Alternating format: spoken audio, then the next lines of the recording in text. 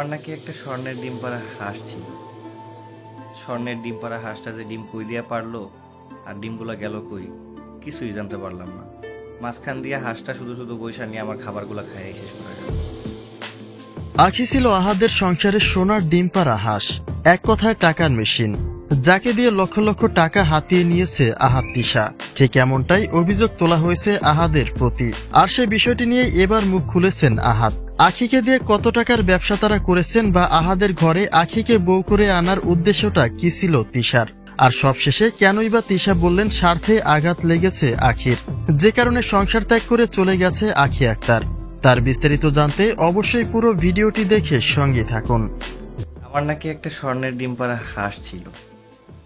স্বর্ণের ডিম পাড়া হাঁসটা যে ডিম লাইভে এসে আহাদ বললেন তার নাকি একটা সোনার ডিম পাড়া হাঁস ছিল, কিন্তু সেই হাঁস এখন আর তাকে ডিম দেয় না, বরং তারটা খেয়ে পড়ে আজ তারই বুকে আঘাত করছে।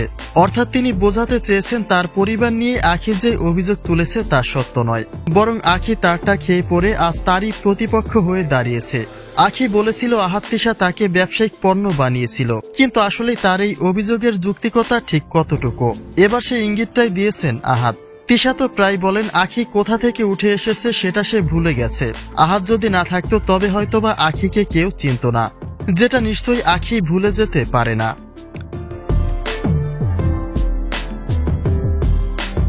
স্বামীর সংসার ভেঙে আখি চলে যাওয়ার পরে আহাদ বলেছিলেন আখি যদি ফিরে আসতে চায় তবে আখিকে তার ভুলের জন্য নিশ্চয়ই ক্ষমা চাইতে হবে, কিন্তু আখি স্পষ্টই জানিয়েছেন ক্ষমা তো দূরের কথা, তিনি আর কখনোই আহাদের ঘরে ফিরবেন না। তার দাবি পরিকল্পিতভাবেই আহাদের জীবন থেকে তাকে সরিয়ে দেওয়ার চেষ্টা চলছিল, আর সেই মনোভাব যখন আহাদের মাঝেও দেখা গেল ঠিক সেই মুহূর্তে স্বামীর ঘর ত্যাগ করার সিদ্ধান্ত নিয়েছিলেন আখি, এবং সবশেষে তাই করেছেন।